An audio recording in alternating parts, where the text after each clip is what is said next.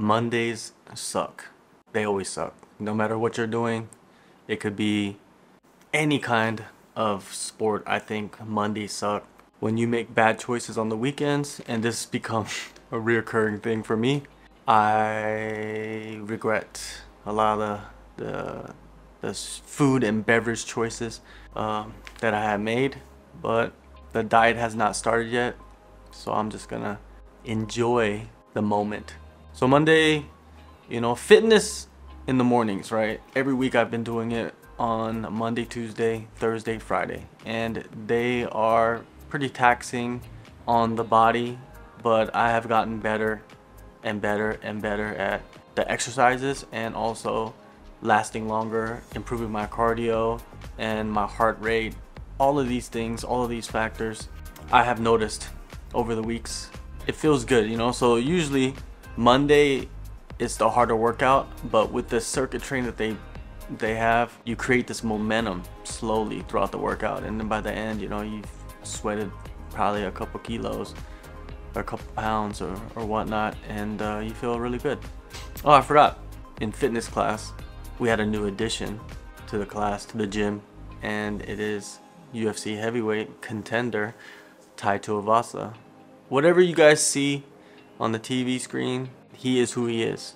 Just being around him at the gym and speaking to him, he is who he is, man. He's not any different from what you see on TV. So it's gonna be nice to have him in class, have him around the gym, and just chatting shit and working out, and hopefully I'll be able to spar him a little bit. Also this week, Yuri Prohaska, who is going to be main eventing UFC 275 in Singapore, he arrived at Bangtao and is doing the rest of his camp here.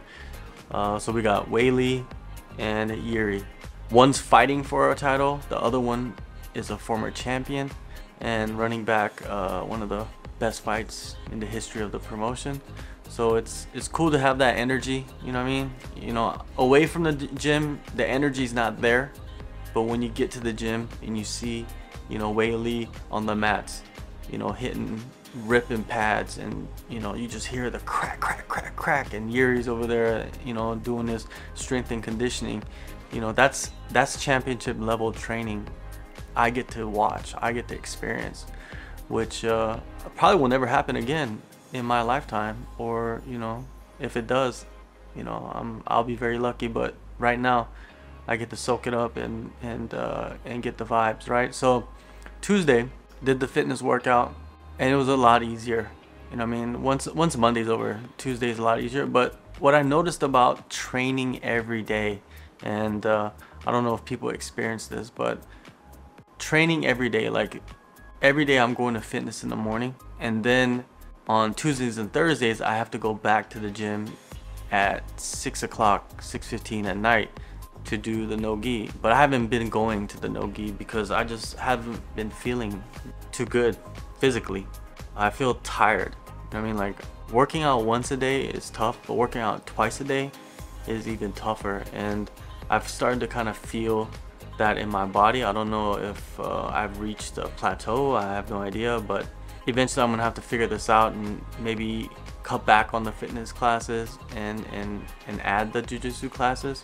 I have to talk to my coaches and see what they say, but fatigue is starting to kind of creep in, and so I took it upon myself to take rest on Tuesday and Thursday night. Wednesday I did another great pad session with George Hickman, and we did a lot of the movement stuff, and as well correcting like these little errors that I have, tendencies. You always hear MMA fighters, coaches, when they're game planning or researching an opponent, you're always looking for tendencies, and I've noticed like I've had certain tendencies in my striking. When I land a certain punch, I'm in a certain position, which is the wrong position, and might even put me in danger, and I think those are the things that George is correcting right now at the beginning stages, is like the positioning and the footwork, and kind of like how I'm landing punches. And even after I land a punch,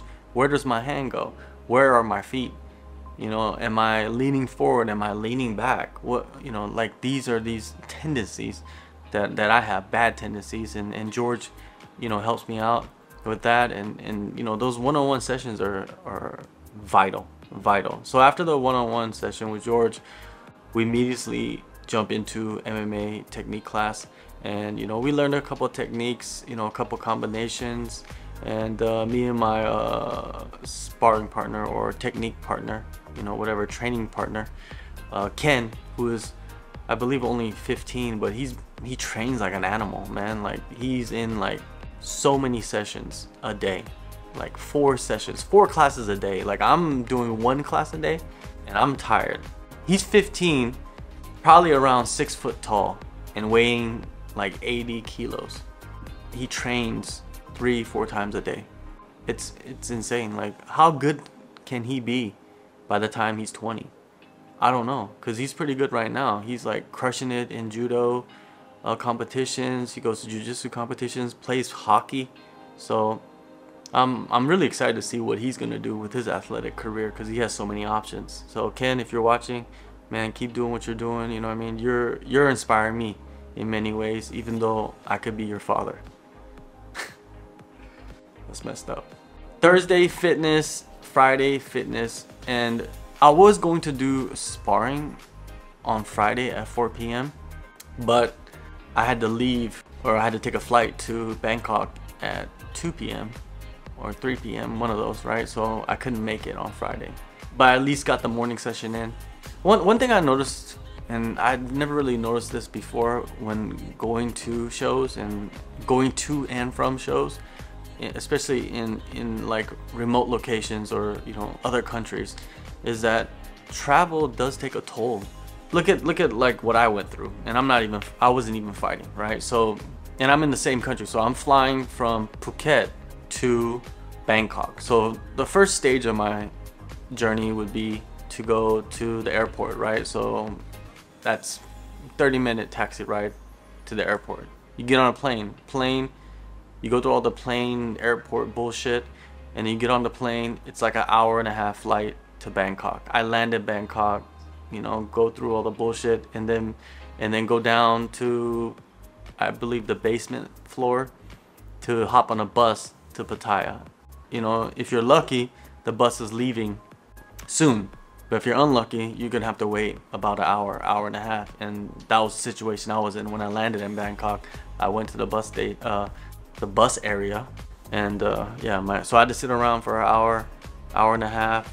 Got on the bus takes about 2 hours to Pattaya, and then when I got to Pattaya, I had to go to the hotel resort, Fightaholics, which was 30 minutes outside of Pattaya. So I had to get in a cab, drive all the way to the resort, and then I finally got there. Going through all this, right, I think it does take a toll, man, because like for me, I felt tired when I got there, you know what I mean? So I don't know how fighters, you know, like fighting, you know, flying internationally with jet lag, it must be very tough. But when I got there to Fightaholics, it's like a resort for fighters.